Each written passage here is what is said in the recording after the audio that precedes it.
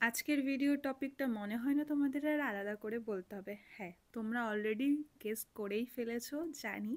তবুও আরেকবার শুরু করছি। রাধে রাধে সবাইকে। সেদিন আমরা যাচ্ছিলাম সজলদার বাড়ি, আর তার জন্য সকালবেলা শ্যামনগর থেকে ট্রেন ধরে রওনা হয়ে যাই সজলদার বাড়ি যাওয়ার উদ্দেশ্যে। হ্যাঁ, আজকে সেই মানুষটার সাথে দেখা করতে যাচ্ছিলাম যাকে একসময় ফোনে দেখতাম। আমি বারবার আগেও বলেছি, লাইভে আমি কমেন্ট করে বসে থাকতাম যে দাদা কবে আমার মানে কখন আমার মেসেজটা পড়বে বা উত্তর দেবে বা নাম নেবে। তো সেই মানুষটা যখন আমার লাইভে কমেন্ট করা শুরু করে, আমার পোস্টে কমেন্ট করা শুরু করে, তখন ভালো লাগাটা একটা অন্য রকম হয়। তো আর কি, কথা বলতে বলতে আমরা শ্যামনগর থেকে নৈহাটি যাই, আবার নৈহাটি থেকে ব্যান্ডেল লোকাল ধরে চলে যাই ব্যান্ডেলের উদ্দেশ্যে। আর আমি ট্রেনে এটাই ওকে বলছিলাম যে একটা অন্যরকম আনন্দ হচ্ছিল।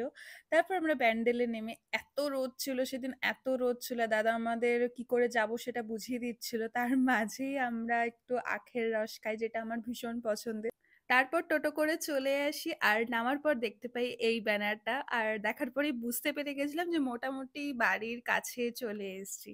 আর আমার মধ্যে একটা জিনিস কাজ করছিল যে দাদার বাড়িটা কখন দেখতে পাবো, কারণ বাড়িটাও বাইরের কাজগুলো ভীষণ পছন্দের। ফোনে একসময় দেখতাম, যখন এখানটা দেখতে পাই তখন আমার একটা এটা ফিল হচ্ছিল যে আমার আনা গিফটটা দাদাদের পছন্দ হবে নাকি, বা দাদা কতটা কি পছন্দ করে। বা ঘরে ঢুকেই এই জিনিসটা চোখে পড়ে, ঠিক ১.৫ বছর আগে দাদাদের গিফট করা আমার সেই করা গাছ কৌটোটা দাদা এখনো সাজিয়ে রেখেছে। আর নীলাঞ্জনাদির ব্যাপারে তো আলাদা করে কিচ্ছু বলার নেই আমার, এত ভালো। যাওয়ার পর দাদাদের সাথে দেখা হওয়ার পর গিফটটা দিই, তো দাদাদের কিরম লেগেছে তোমরা একবার শোনো ভিডিওটা। সৌমি এটা এনেছে, তোমরা অনেকে গেস করতে পারছো এটা কি। আমি ওপেন করছি, আমি পরে ভালো করে অবশ্যই ছবি পোস্ট করবো। ওয়াও, ফাটাফাটি! দেখো এইটুকুনি জায়গার মধ্যে পোর্ট্রেটটা দেখো, সাথে কুচির কলকা। এটা কোন ছবিটা বলতো? এটা এইখানে দাঁড়িয়ে তো, এই পর্দার পেছনে, এই বিয়ে বাড়িতে, এখানে একটা বিয়ে বাড়ি ছিল। তোমার বাড়িতে এসছে, ভালো লাগছে।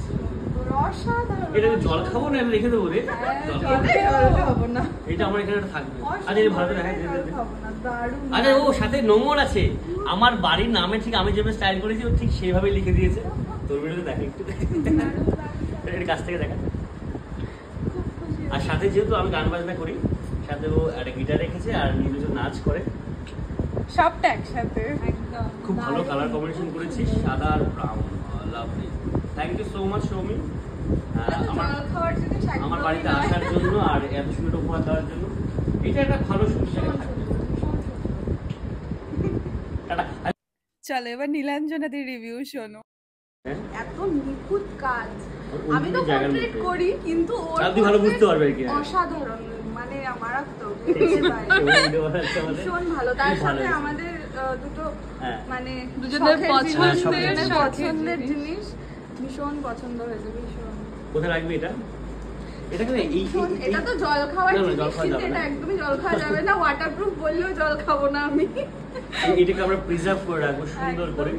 সমীর গাছ কোটোটা কিন্তু আমরা সুন্দরভাবে আমাদের তলার বেডরুমে রেখেছি। আমি বাড়িতে এসেই ওটা চোখে পড়েছে আমার। আমরা খুব সুন্দরভাবে রেখেছি, এবং ওটা প্ল্যান ছিল এখানে নিয়ে আসার, কিন্তু এখানে এত গাছ কোটো আমাদের রয়ে গেছে, ওর মধ্যে হারিয়ে যায় বলে আমরা ওটাকে সুন্দর করে আমাদের বেডরুমে রেখেছি, যাতে আমরা সবসময় ওটা চোখের সামনে থাকি আর কি।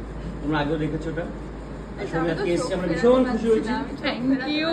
সৌমিকে আজকে আমরা রেখে দেবো ভাবছি, আবার আসবে, এরপর আমরা আবার সৌমির বাড়িতে যাবো। হ্যাঁ, একদম। এরপর তোমরা রিভিউ দেবে যে তোমাদের জিনিসটা কিরকম লাগলো। আর নীলাঞ্জনাদির সাথে দাদা দুজনে এত ভালো মানুষ, যাদের কথা শুরু করলে হয়তো আমি শেষ করতে পারবো না। আর আমি যখন দাদার কাজগুলো ঘুরে ঘুরে দেখছিলাম, তখন আমাকে দাদা বলেছিল যে তোকে একটা ড্রয়িং দেবো, সেটা তুই নিয়ে যাবি। তখন একটা আলাদা অনুভূতি হচ্ছিল আমার মধ্যে। আর ওখানে যাওয়ার পর আমার গিফটটা খোলার পর দাদা যখন নিজের খাতা বের করে খাতার পেজের থেকে ছিঁড়ে ড্রয়িংটা আমার হাতে দিচ্ছিল, সেটাও যেন মনে হচ্ছিল বিশাল বড় একটা পাওনা। তো তারপর তোমরাই দেখো, দাদা নিজের খাতার পেজ ছিঁড়ে, আমি সেটাই ওকে বলছিলাম, দাদা নিজের পেজ ছিঁড়ে আমাকে আঁকাটা দিয়েছে আর বলছিল যে বাঁধিয়ে রাখবে। দিলাম সুন্দর করে ফ্রেম করে রাখবি, আমাকে ছবি পাঠাবে, ঠিক আছে? অবশ্যই। আর ও যেহেতু কৃষ্ণ ভক্ত, তাই ওকে পারফেক্ট ছবি একদম ছবির জন্য। Thank you. একটা দাদার সাথে ছবি তুলে দাও। দাদার সাথে দেখা করার পর আমার একটা জিনিসই খালি মনে হচ্ছিল যে এত বড় একজন মানুষ হয়েও কত সাধারণভাবে সবার সাথে মিশে যেতে পারে দাদা। আর দাদার ঘরটা এত সুন্দর, সমস্ত কিছু নিজের প্ল্যান করে সাজানো, সমস্তটা নিজের এফোর্ট দেওয়া। আর দাদার সাথে আমাদের কিছু কাজ দেখাচ্ছিল, আমরা সেটা দেখছিলাম। তারপর দেখো দাদাকে এত সাধারণ আমি কেন বললাম, দাদা নিজে আমাদের জন্য খাবারের প্লেট আনা, আমাদের সত্যি কিচ্ছু করতে দিচ্ছিল না, না দিদি না দাদা দুজনেই। তো আমাদের কিচ্ছু করতে দেয়নি, নিজে প্লেট বেড়ে দিদি আমাদের জন্য যা যা আইটেম রান্না করেছে সেগুলো তোমাদের দেখাই। এঁচড় আর বলে দে যে নিরামিষ, হ্যাঁ সম্পূর্ণ নিরামিষ। বেগুন কি সুন্দরী বলিস বা যাই হোক যাই বলিস, ওটা দিদি বলতে পারে। ডাল মানে আর পোস্ত একটু, আর হচ্ছে পনির। চলবে? হ্যাঁ পনির চলবে? দৌড়াবে। আর কি লাগবে? এটা শেষ করি আগে।